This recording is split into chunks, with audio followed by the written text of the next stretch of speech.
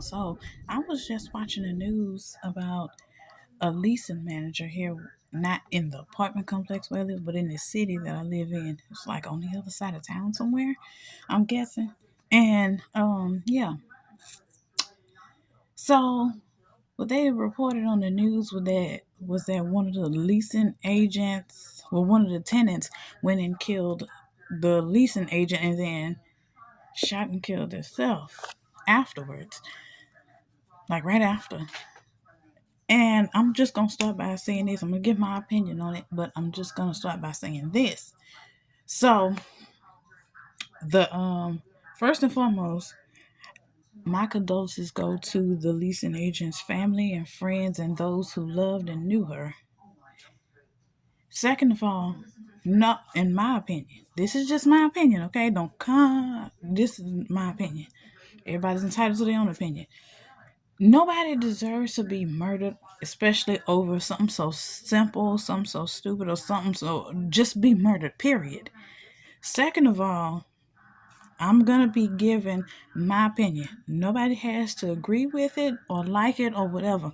I'm just giving my opinion about it. And part of my feelings on it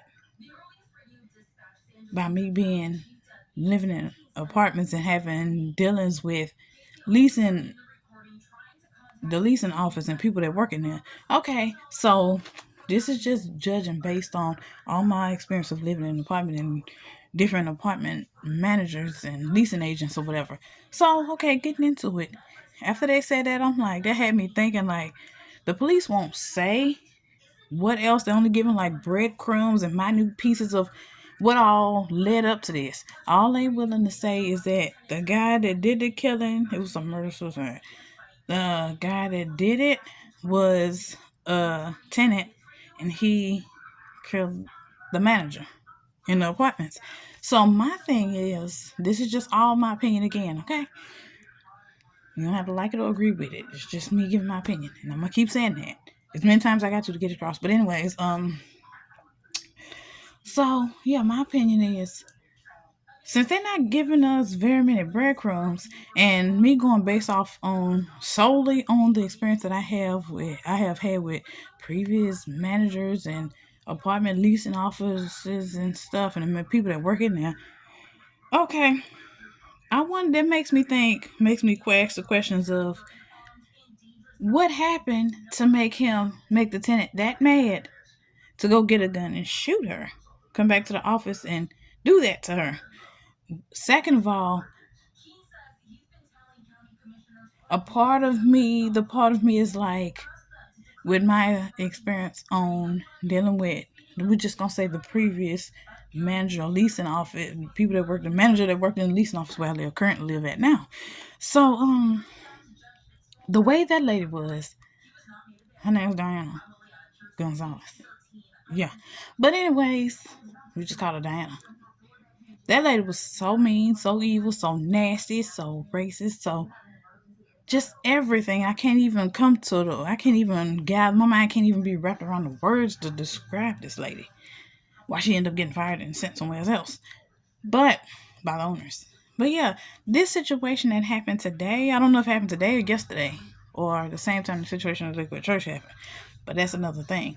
So, my thing is, every time, with my experiences, every time you live in these apartments, you're attending in somebody's apartments, you go to the leasing office, you'll have, and not all the time, and it's not every person that works in the leasing office. Some of them are good, some of them just don't give a fuck. They think they're better than the tenants. Like I said, many times, I had a person that works in the office, which turned out to be Diana's daughter, came and said that before she eventually ended up moving over here, having to move over here. But she was like, I don't have to live here. Telling that to me as a tenant. And then another time, it's because she was Hispanic and was black, and come to find out, they didn't like black people. But anyway, they was racist. We're just gonna put it at that. But my thing is, you got these people that work in the leasing office. And I'm not saying that this lady did that because I don't know. I don't know how she was, and I don't know if she was a good manager or a bad leasing agent or whatever. I don't know. This is just my experience with what I've been through, dealing and dealt with those kind of people of that profession. I don't know if maybe I don't know if she was, because you got some leasing office agents or managers or whatever. You go into in there to you're a tenant, you paying your rent faithfully, you paying all your bills, but the rent matters the most. So you go and paying your rent and you ask them to fix something. They wait so long, you get pissed off, and they'll make you mad. Then you have to seek outside help to see if you can get a company to come over and do it. The company won't do it because the apartments is under somebody else. The owner has their own specific company, or the management in the office have their own specific company that does that. But you can't get anything done because the management in the office is not doing anything. But they always say, well, if you have any leaks or anything wrong in your apartment, come report it and we'll make a work order and we'll send the maintenance guy out to fix it. Yeah, there's on the other side to that, but for me being a tenant and the way most tenants would think, it don't take that goddamn long to fix it. If you hire more maintenance, more than like over here, at the most, 3 maintenance workers, 4 maintenance workers. As far as I'm seeing, is 3. You got the head maintenance guy, one other guy he hired, and then a lady. They don't have nobody to make the apartment ready. They got the maintenance making the apartment ready. One while they did have that. When Diane was here, she would let people, she would have her people that is related to her doing all that. And then you got people that, the whole towing situation. You could have like over here, you could have, when Diana was working here, you could have apartment sticker and everything.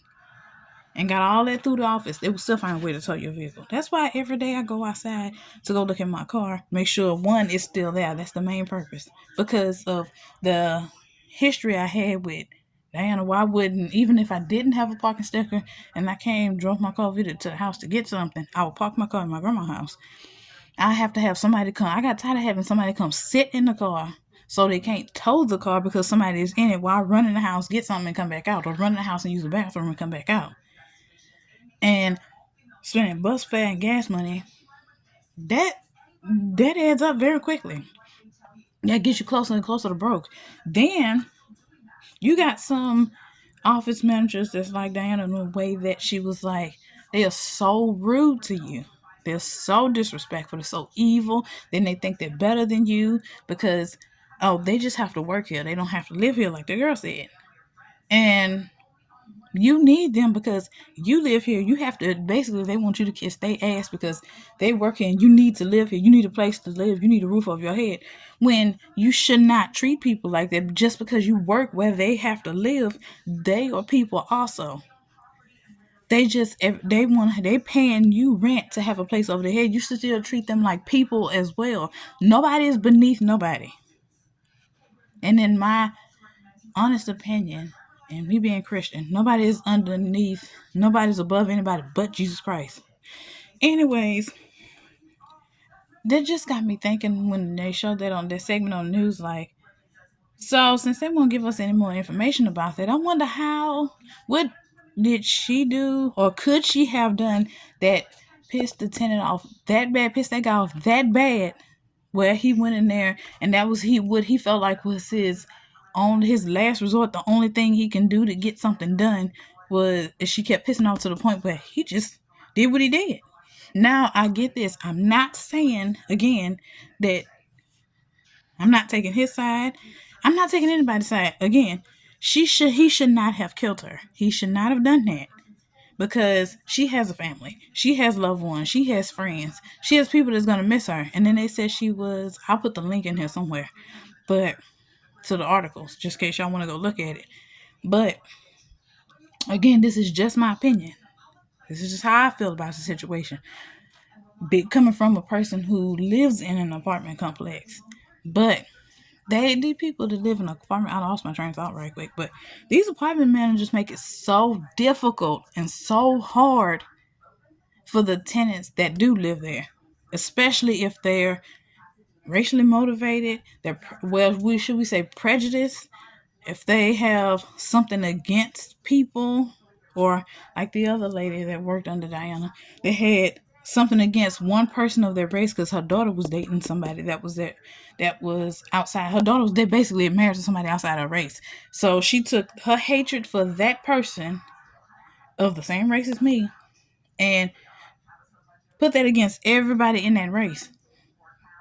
But let somebody else of my race or any other race to think like that or to act like that towards her and her race, she would be so mad, we'll be like hated on and all this other stuff. But my thing is with that, these apartment managers they get that job description, they get on their high horse. Like, people, they really get disrespectful and rude to people. Like when I went to go apply for another apartment in another part of the town, this lady, I'm just sitting there, I'm sitting there trying to wait to fill out the application. This lady this guy came in, and his daddy's car had got towed, and he had a parking sticker on it, and it was one day before it was, I think one day before it was supposed to be, no, it was one day after it was supposed to be updated. And he was like, he's trying to get a new parking sticker for his vehicle and renew the one for his daddy's parking sticker. They made it so hard for him. That lady made it so hard. She was Hispanic, but that has nothing to do with it. She made it so hard to the point she really did not want to help him out in any kind of way. She did not want to give him the number to the tow company. She did not want to give him a parking sticker. He even offered to pay for it. He offered to pay more for it because he was trying to get two.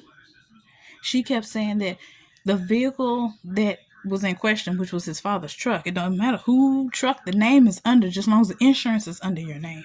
When I went to the office over here and got my parking sticker renewed, they just need the insurance. The first time when I got it, they need the car insurance, and the most up-to-date car insurance, and a copy of your driver's license, I think it was. And then they renew your sticker to make sure your license plate is still the same, and they want you to make sure your license plate number is still the same, and your VIN number is still the same. That's it. They give you a parking sticker. It don't matter if that person lives here, or if you borrowing that person's car, or that's your, I could be wrong, but it don't matter if that person lent you the car for high over long and you going to get it registered, just as long as you got the insurance under your name. Now, like I'm saying, that could have been that guy's daddy bought the truck and the truck was under his name, but he's like he said, the insurance was under his name. This lady would not give him no kind of help in any kind of way. She would not she would not give him no kind of number to help him. She wouldn't give him no new parking sticker. She kept saying, well, the truck is not registered under your name. He was like, but why does that matter? Because when I first got the first parking sticker before it expired, I got this very first parking sticker. Y'all gave me the parking sticker. Y'all gave me the parking sticker because I had the insurance paper. I brought the insurance paper with me. Y'all told me that's what I needed. I brought that in my driver's license. I brought them together so y'all could renew the parking sticker. He was like, I took the late shift at work. I'm going to be late to work because I had to get this done before. He said, then I got to go and get my father's truck out of tow. I have to tow yard. And the tow yard, they sold these apartments so quick to result of towing. And they be, y'all can't even see me, but I can't even think of the word for it, but they have their family. They go with, like, their family own a tow truck business, legitimate or illegitimate, legal or illegal. They'll hurry up. They'll go with their family company instead of a mutual company to tow their vehicles. That's keeping the money in the family. Then, like Diana over here would do, everybody that from the delivery service, from the trash service that come pick up the trash, waste management, it's like, and everything else dealing with people, like the lawns care service, the everything. Everybody over here you would not see. Let's just put it like this: it's all Hispanic over here. It still kind of is all Hispanic, but you still got, it's a little more black and more mixed race living in this little complex community or whatever. Versus back then, it was like all Hispanic. It was like little Mexico. And I'm not trying to be rude or nothing, but that's just the best way, the word I can find to describe it. But yeah, you get like getting back on track or whatever. It's like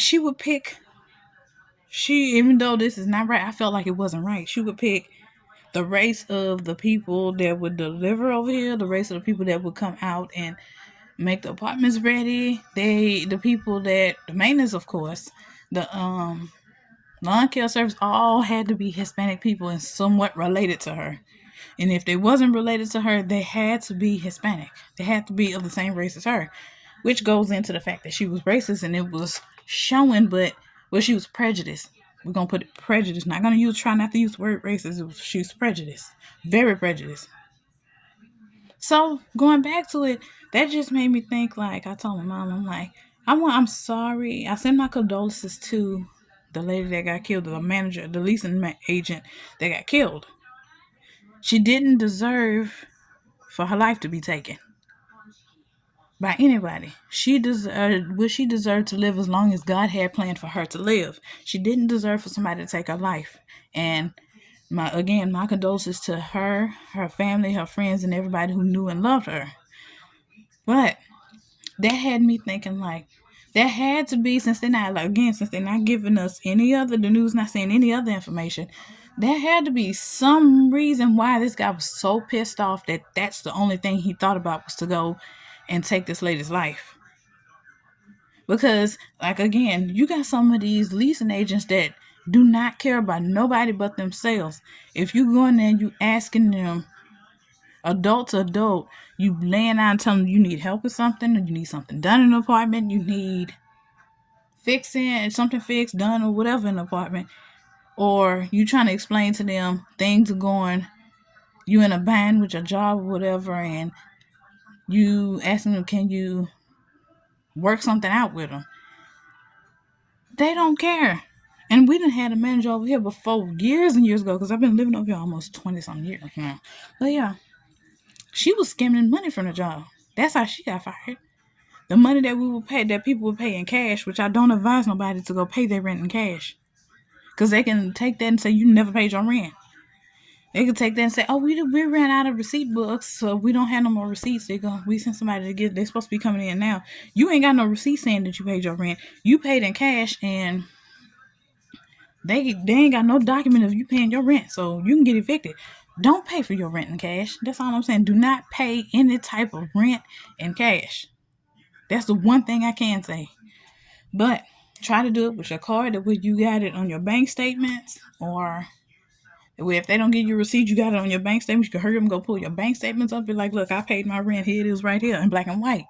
Find some kind of way to get it written in their hand, signed in their handwriting. And that's another thing. Whenever you do pay your rent, and what I learned, somebody told me, when they do give you a receipt, make sure they sign the receipt.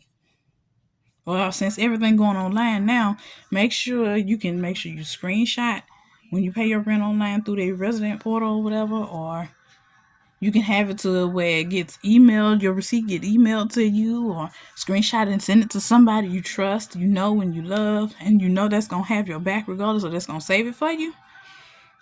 Or once you pay it online, if you got a way you can print the receipt out, print it out and keep it in your keep it for your documentation.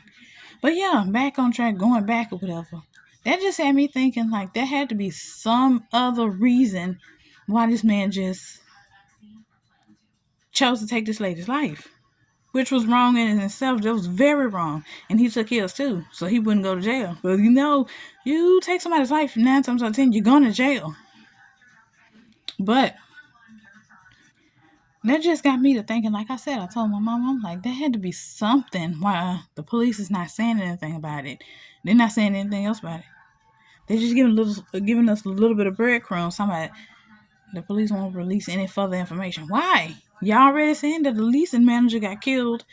She got her life taken by one of the tenants. The guy was a tenant, and y'all showed her face and the apartment that she worked at, the complex that she worked at.